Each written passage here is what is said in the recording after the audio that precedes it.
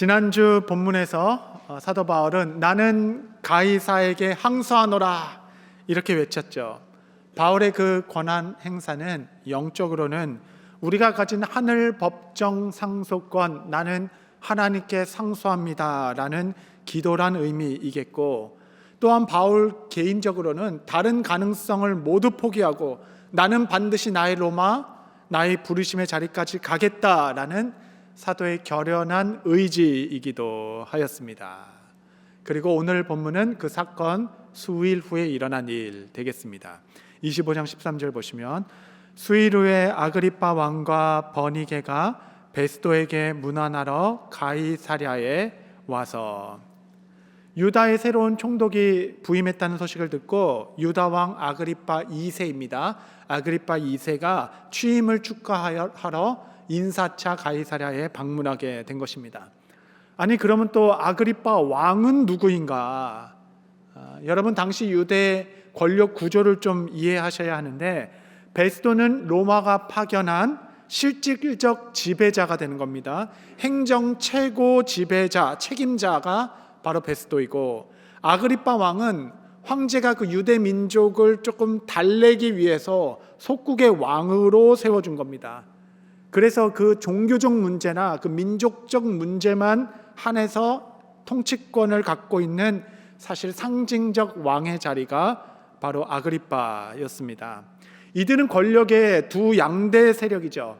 한쪽은 실권을 갖고 있습니다. 한쪽은 명분을 갖고 있습니다. 이 둘은 견제와 협력의 관계다라고 할 수 있겠습니다.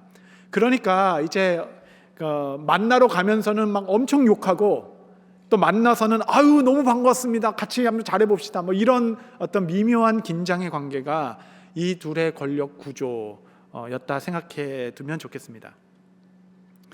바울의 일로 골치가 아팠던 베스도는 마침 아그리빠 왕이 오셨으니 이게 종교 문제이고 민족 문제이니 바울을 한번 신문해 주십시오 부탁합니다.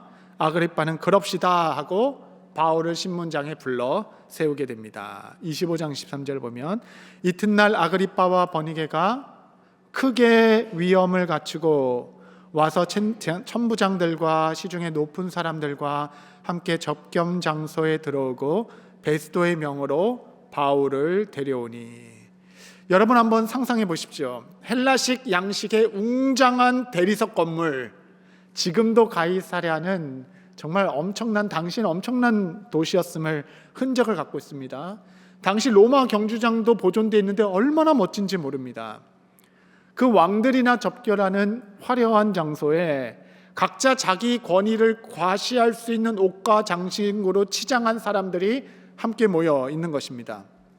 아그리빠는 아마도 왕을 상징하는 자주 옷을 입고 큰 왕관을 쓰고 내가 왕이노라 라는 메시지를 던지고 있을 것이에요.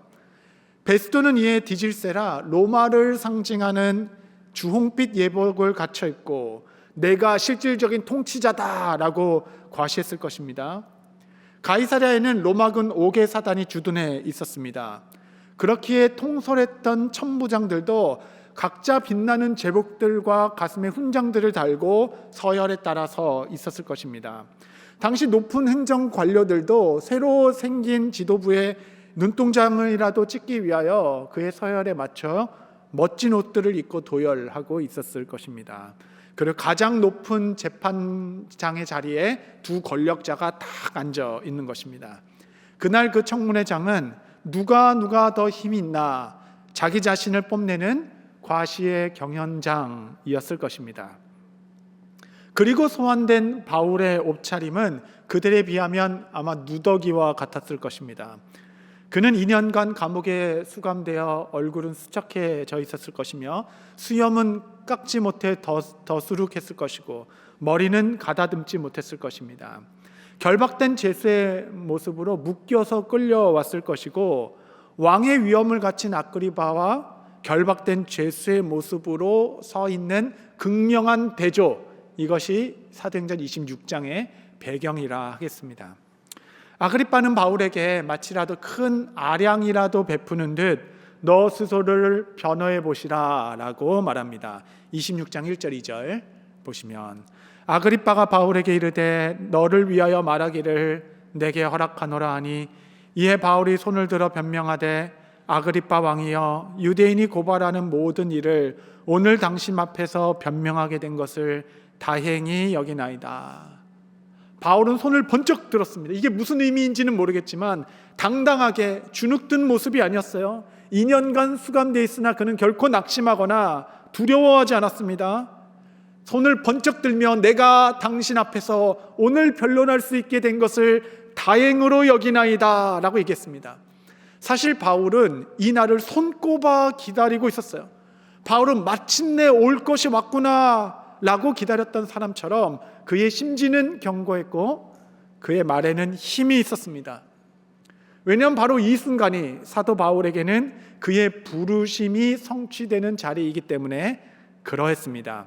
일찍이 사도행전 9장 15절 말씀에 주께서 이르시되 가라, 이 사람은 내 이름을 이방인과 임금들과 이스라엘 자손들에게 전하기 위하여 택한 나의 그릇이라. 임금들 앞에서 복음을 전하기 위해 부름받은 종 바울은 이날을 기다리고 있었습니다. 그래서 왕 앞에서, 마침내 왕 앞에서 복음을 전할 수 있게 된 것을 다행으로 여깁니다 라고 이야기하는 것이겠죠. 정확하신 하나님, 예루살렘에 갇혔을 때도, 가이사랴로 밤중에 이동할 때도, 2년간 지루한 투옥 시간 중에서도 모든 것을 때에 맞추어 하나님의 뜻을 신실하게 이루어 가실 그의 삶에 단 한 번도 실수가 없으셨던 하나님의 성취가 이루어지는 순간이기도 했습니다. 이렇게 시작된 그의 변론은 가히 성경 안에서 최고의 명설교로 꼽히는 그의 변호 설교, 그 설교문 전체가 26장에 수록되어 있습니다. 여러분, 아마도 모든 설교자들의 꿈일 것입니다. 단 한 명만을 위하여 그렇게도 담대히 그 대상에 꼭 맞는 복음을 전할 수 있는 설교를 해보는 것. 바울은 그의 설교에서 그의 회심 사건을 다시 언급합니다. 그래서 이곳까지 바울의 회심 사건은 사도행전에 3번 언급되게 됩니다. 거의 다 같은 내용인데 조금씩 다른 정보를 주고 있어요. 그래서 이 세 사건을 합쳐보면 큰 그림이 완성된다 할 수 있겠습니다. 바울은 당신도 아는 바 내가 그렇게 열심히 있는 바리새인이었는데 예수께서 해보다 더 밝은 빛으로 나를 부르사 내게 말씀하셨습니다. 이런 얘기를 하는 거죠. 이 설교의 포인트는 내가 회심했다라는 것이 아닙니다.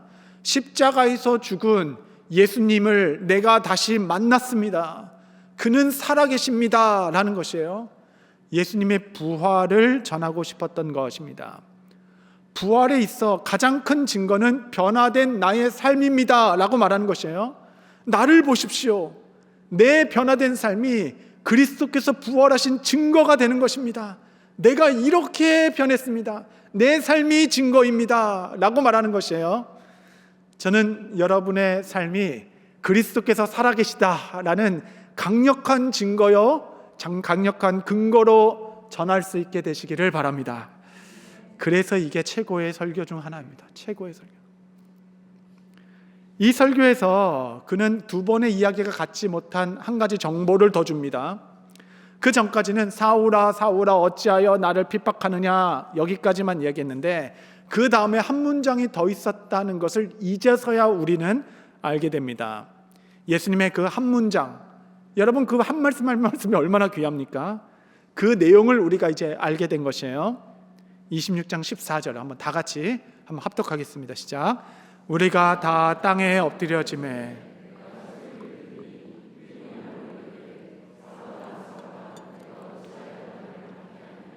가시체를 뒷발질하기가 내게 고생이니라. 뒤에 한 문장이 붙은 겁니다. 가시체 뒷발질하기가 내게 고생이구나. 도대체 이게 무슨 말인가? 한국말이 너무 어렵죠. 농경사회 그 문화권에서는 그냥 단번에 이해되는 말입니다. 농사 지을 때에 이제 짐승에게 멍에를 딱 씌우고 밭을 딱 갈게 하는데 그 짐승이 똑바로 가지 않고 밭을 바로 갈아야 될 거 아니에요. 이리저리 막 하고 어느 순간 움직이지 않고 버티고 있는 겁니다. 그럼 농부는 가시채를 하나 딱 드는 거예요. 그 얇은 채에 조그만 가시가 붙은 그 채를 가지고 엉덩이를 툭 치는 겁니다. 엉덩이를 뚝 치면 짐승은 아파가지고 그냥 뒷발질을 한번 딱 하는 거예요. 뭐 엉덩이가 아프니까 뭐 꼬리를 흔들든지 뭐 뒷발질을 하든지. 그런데 아무리 뒷발질을 한다고 해서 주인이 가시체를 멈추는 것이 아닙니다. 왜냐하면 똑바로 가야 하니까. 그래서 계속 가시체는 맞고 엉덩이는 맞고 뒷발질을 하고 엉덩이는 맞고 뒷발질하는 일들이 계속 반복되는데, 한 박자 늦게 뒷발질을 하다 보니까 늘 그냥 허공만 허우적대는 수고만 하는 것입니다. 가시체가 아프니까 피해 보려고 뒷발질을 하는데, 뒷발질을 한다고 가시체가 멈추는 것도 아니니 네가 참 고생이구나. 여러분, 사도 바울은 당시에 교회를 박해하기 위하여, 어떻게든지 교회의 확산을 막기 위하여 눈에 불을 켜고 아둥바둥 다메섹까지 올라가던 길에 바울아 어찌하여 나를 핍박하느냐라고 하며 너가 헛된 고생만 하는구나, 이렇게 그를 부르셨다라는 겁니다.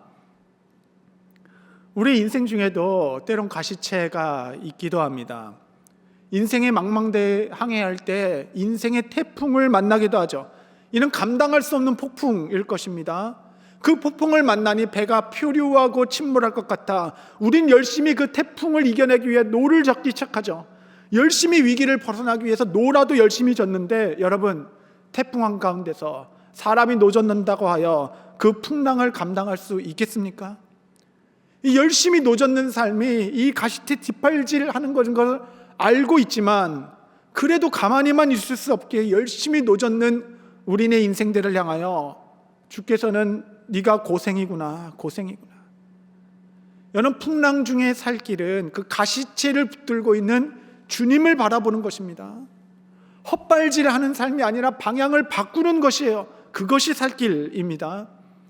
이스라엘 백성이 40년간 광야에서 그 가시체를 붙들고 있는 주님을 바라보지 못하고 물도 없고 길도 없는 광야에서 어떻게든 살아보겠다고 아둥바둥, 그래서 그들이 하겠다는 것이 다시 애굽 땅으로 돌아갑시다, 아니면 새로운 지도자를 세워서 한번 살아봅시다, 아둥바둥 열심히 노졌는데 40년간 같은 자리만 빙빙빙빙 도는 것이 표류하는 삶. 분명히 열심히 사는 것은 아닌데 하나도 내 삶에 전진이 일어나지 않는 늘 갇힌 자리, 그 표류하는 광야의 삶을 보며 너희가 고생이구나, 네가 고생이구나. 여러분, 늪에 빠졌을 때는 허우적거릴수록 더 빠지는 것이에요. 늪에 빠졌을 때는 잠잠히 외부로부터의 구원을 기다려야 합니다. 구원자를 기다려야 돼요. 잠잠히. 풍랑 위를 밟고 나를 찾아오실 예수 그리스도를 바라봐야 합니다. 그리스도를 바라보니 나도 풍랑 위라도 걸어갈 수 있게 되는 것입니다. 여러분, 가시체 풍랑 가운데 있다면 내 인생의 방향이 맞는지 근본적으로 돌아봐야 할 시간입니다. 그것이 바로 회심이죠. 오리엔테이션, 방향성, 리오리엔테이션, 올바로 방향의 재설정을 하는 시간. 바울은 지금 아그리빠 왕에게 그거를 말하고 있는 겁니다. 너가 헛된 고생만 하는구나. 여러분이 가시체 뒷발질하는 삶이 아그리빠의 심령을 강타하기 시작했습니다. 이 설교의 위대한 점은 한 명의 회중에 맞추어 그의 영혼과 골수를 쪼개며 그 진리의 빛이 계속 심령을 비추고 있기 때문에 그렇습니다. 사실 아그리빠 인생이 각종 위험을 갖추고 왕관을 쓰고 있다 하겠지만 그의 삶은 가시체 뒷발질하는 허무한 인생이라. 지금 그의 외면은 더 나을 것 없이 화려하지만 그의 내면은 비참합니다. 그의 속담을 하라면 비참하고 빈곤했겠습니다. 왕이라고 불림은 받지만 실제로는 통치권도 없는 꼭두각시 왕이고, 그가 왕임에도 불구하고 총독에게 문안 인사를 와야만 하는, 너도 알고 나도 아는 그냥 명분만 있는 자리. 아내라고 함께 선 버니게는 여러분 역사상 손꼽히는 권력에 심취한 인물이었습니다. 그녀의 경력은 아주 화려했어요. 그녀는 결혼을 6번이나 했습니다. 그녀는 사실 아내가 아니라 그의 누이였습니다. 누이 동생인지 누나인지는 모르겠어요. 누이라 기록되어 있습니다. 누이와 결혼하여 살 수밖에 없었던 정치적 상황이 있었던 것이에요. 근친상간에 윤리적 타락이 있었던 겁니다. 남매가 같이 함께 살고 있으니 왕과 왕비가 지나간다 하더라도 사람들이 그 뒤에 대고 얼마나 수군수군 됐겠습니까? 그 수군거림을 다 왕권으로 누르고 지내고 있는 것이에요. 다 들려도 못 들은 채 하다 보니 더 완고해지고 더 고집스러워지는 겁니다. 위험 있는 왕의 자리에만 앉아 있는 것이지 그 속사람은 비참합니다. 내면이 너무 빈곤하기에 내 머리 위에 있는 왕관이라도 지키기 위하여 아둥바둥 가시채 뒷발질하는 삶을 살고 있는 아그리빠. 바울은 지금 명확하게 나는 왕에게 말하고 있는 것입니다. 나도 이렇게 변하였으니 왕이여 당신도 변할 수 있습니다. 지금도 살아계셔서 우리를 만나주시는 부활하신 그리스도, 가시채를 붙들고 계신 그분께 나아가십시오. 그가 누구간데 바람과 바다도 그에게 순종하는가? 여러분, 태풍을 이기는 길은 열심히 노젓는 것이 아니라 바람과 바다까지도 순복하게 하신 가시채를 붙드시는 예수 그리스도를 그 늪 한가운데서 바라보는 것입니다. 그래야 우리 영혼이 살 수 있는 것입니다.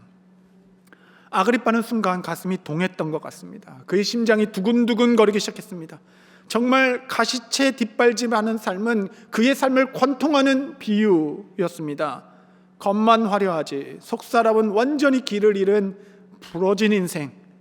정말 이렇게는 그만 살고 싶다 마음이 들었을 것입니다. 때론 이렇게 말씀이 살아있어 내게 다가올 때가 있습니다. 수천 명이 함께 예배드려도 내게 주신 말씀, 나의 영혼과 골수를 쪼개고 나의 심장을 파고들고 있는 말씀으로 다가올 때가 있습니다.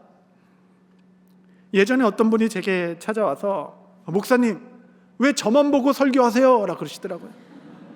저는 그분이 몇 부 예배 나왔는지도 몰라요 라고 말은 안 했지만 말씀이 나를 지목하고 있을 때, 여러분 혹시 가시채 뒷발질하는 삶을 살고 있지 않은지, 폭풍 속에 어찌할 말을 몰라 노를 계속 저어나 같은 자리만 빙빙빙 도는 그런 영혼에게 주께서는 오늘 네가 고생이구나 라고 말씀하시며, 혹시 이 말씀이 겉만 화려한 나를 향한 말씀으로 여겨주시는 분이 이 자리에 계시다면 오늘 아멘으로 화답하고 주님께 집중하는 예배 되시기를 바랍니다. 그 인생의 순간, 그 결정의 찰나에 아그리빠는 저항하기 시작합니다. 그 말씀을 밀어내기 시작해요. 바울은 그를 끝까지 코너로 몰고 있습니다. 27절 28절 보면 아그리빠 왕이여 선지자를 믿으시나이까? 믿으시는 줄 아나이다. 계속 코너로 몰고 있어요.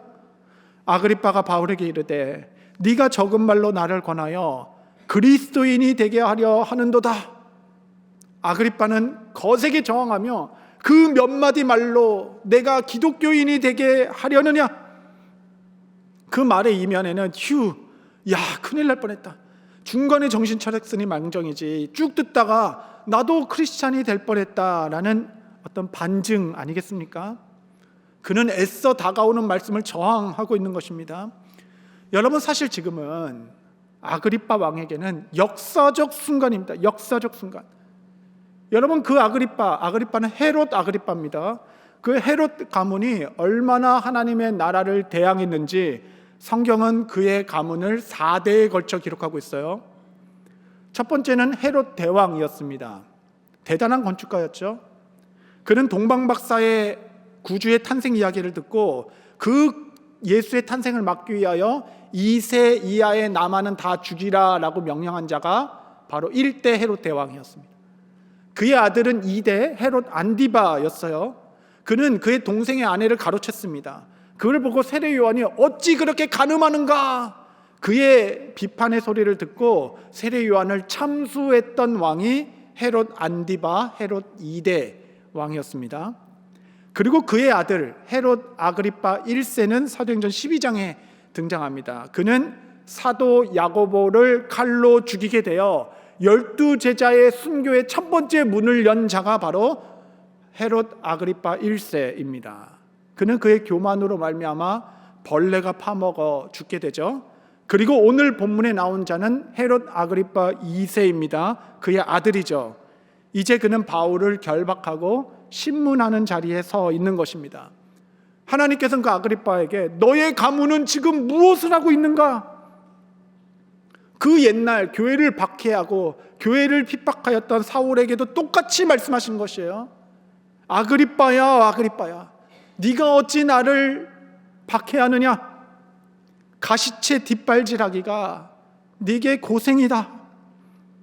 지금은 오랜 헤롯 가문과 예수님과의 그 얽힌 관계를 끌어낼 수 있는 순간입니다. 바울은 교회를 그렇게 핍박하던 나도 변했으니 이제 당신 차례입니다.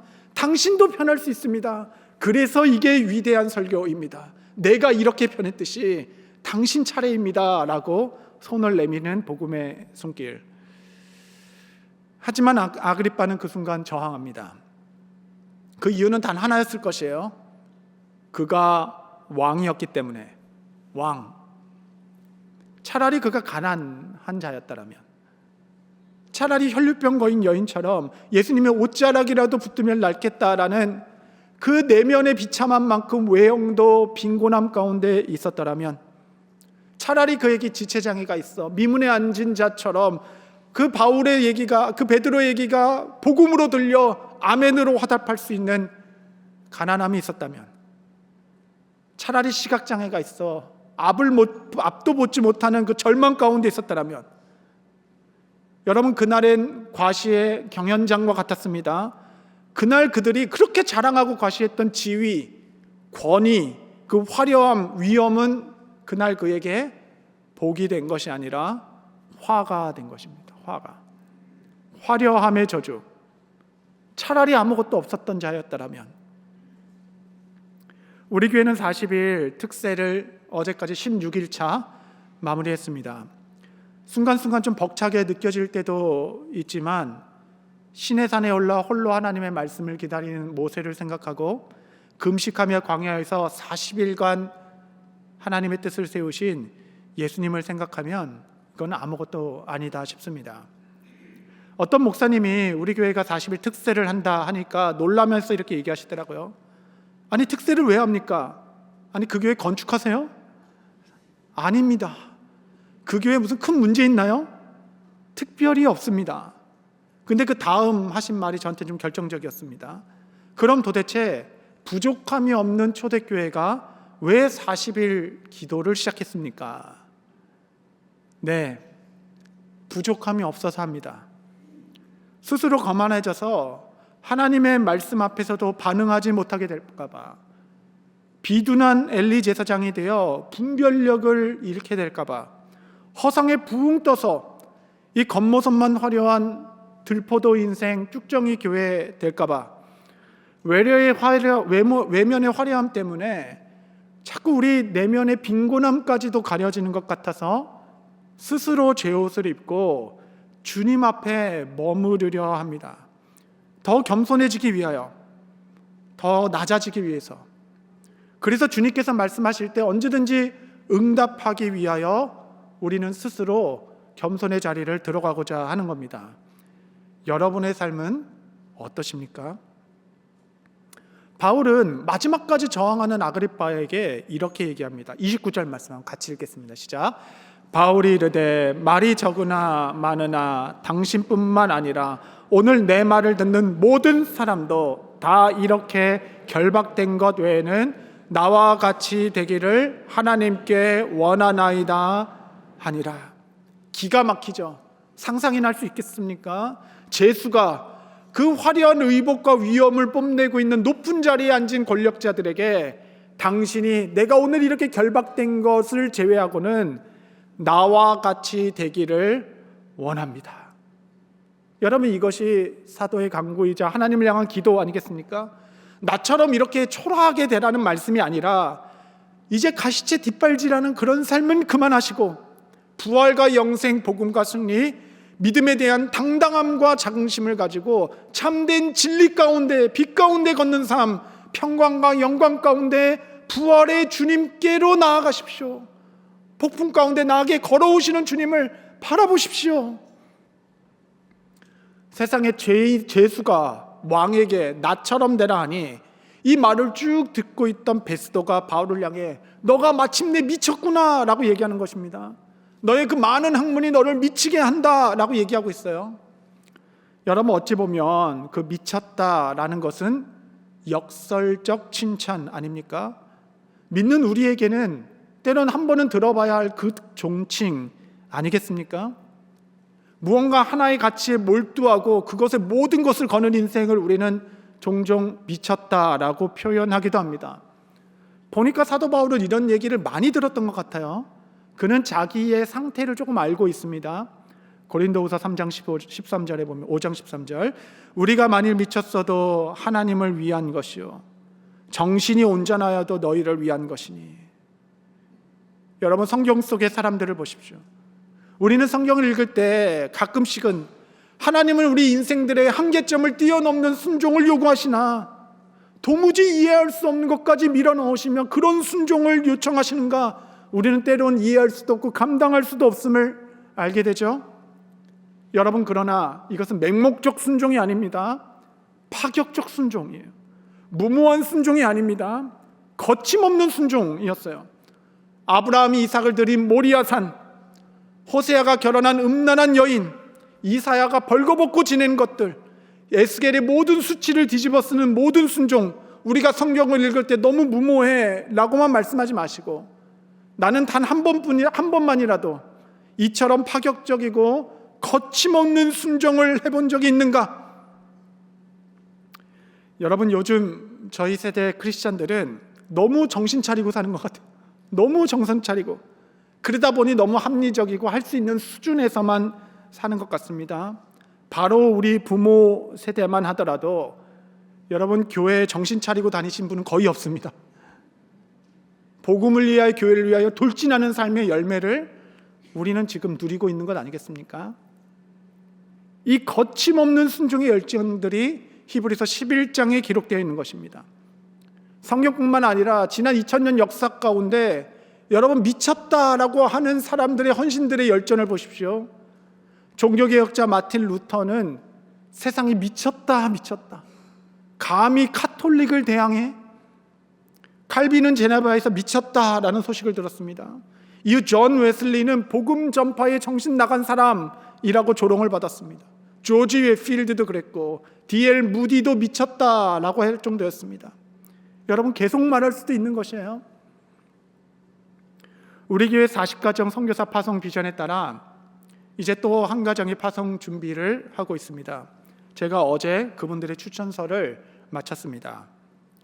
세상에 좋은 커리어를 가지신 두 분께서 이제 막 초등학생 두 어린아이들을 데리고 이 버겐 카운티, 부족함에 없는 이 땅에서부터 가장 황폐한 아프리카 대륙으로 가려 합니다. 이런 가정을 볼 때 자기 과시에만 혈안이 된 베스도의 눈에는 미쳤다 그러지 않겠습니까? 우리는 매일 새벽마다 200~300명씩 함께 모여 이 자리에서 새벽에 기도합니다. 온라인으로는 더 많은 사람들이 각처에서 기도하고 있어요. 토요일 날에는 500명씩 모여서 함께 새벽 제단을 쌓고 있습니다. 세상에 이런 모습을 보면 미쳤다. 이런 이민 생활 힘든 중에 잠도 자지 않고 왜 이런 일을 하냐라고 얘기할 것입니다. 사실 여러분, 우리끼리 모여 있으니까 우리가 다 이렇게 정상처럼 보이지 이 세상에서 보면 미쳤다.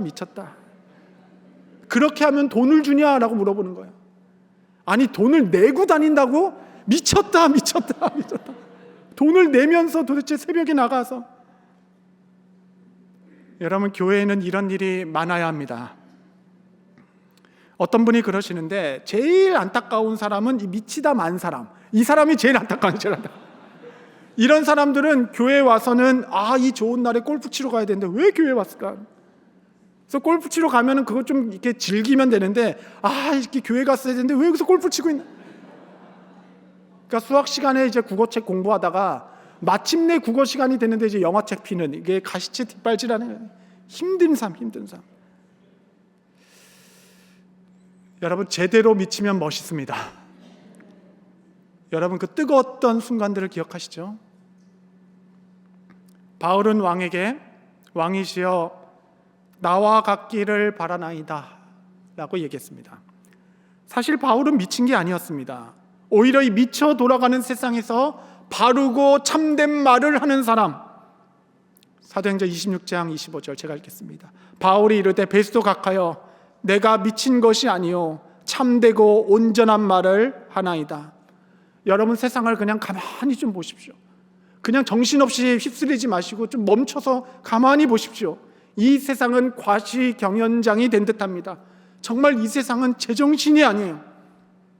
세상에서는 바울이 미쳤다라고 말할지 모르겠지만 아니요, 이 미친 세상에서 바르고 온전하게 참된 것을 쫓는 사람, 우리의 삶에는 예수라는 표대가 있고 부활이라는 삶의 완성이 있으며 하나님의 나라라는 실질적인 꿈이 있어 예수로 살아가고 예수로 충만한 사람, 비록 세상의 관점에서 나는 가진 것 없는 초라한 모습일지 모르겠지만 내 중심에는 심지가 곱고 이룰 수 있는 꿈이 있어 왕에게조차도 주눅들지 아니하고 당신이 나처럼 되기를 바라나이다 라고 말할 수 있는 기백과 용기를 갖춘 깊이 있는 신앙, 저는 여러분의 삶에도 진정한 회심이 있기를 바랍니다. 말씀을 정리하겠습니다. 저는 이 사건의 모든 가장 큰 감동의 순간은 예수님께서 아그리빠에게 다가오신 방법입니다. 그의 가문은 일찍이 예수를 핍박하였고 구약의 마지막 선지자 세례 요한을 참수하였으며 야고보를 시해하여서 12제자의 첫 순교를 시작한 가문이고 지금 바울을 신문하고 있는 자입니다. 당장이라도 하늘에 불을 떨어져 분노와 저주의 심판을 명을 쏟아내신 것이 아니라 그 아그리빠를 부르시는 예수님의 음성은 온유하셨습니다. 네가 고생이 많구나. 그 허망한 삶, 그 허무한 삶 살지 말고 이 미친 세상에서 온전하고 참된 삶, 부활과 영생, 진리의 빛 가운데로 나아오라. 똑같은 과정을 변화된 사도 바울을 그 앞에 세우시며 나도 변했으니 당신도 변할 수 있나이다 라는 생명의 복음을 그 은총의 눈으로 비추신 예수 그리스도의 그 놀라운 사랑에 저는 다시 한번 감복하게 됩니다. 우리 중에 가시채 뒷발질하는 삶이 있다면 고생하지만 되는 것은 하나도 없고 인생의 풍랑을 만나 의미 없는 노질로 항상 열심히 사는데 늘 그 자리에 여러분 가만히 둘 수 없는 게 사랑이에요. 그대로 둘 수 없는 게 사랑입니다.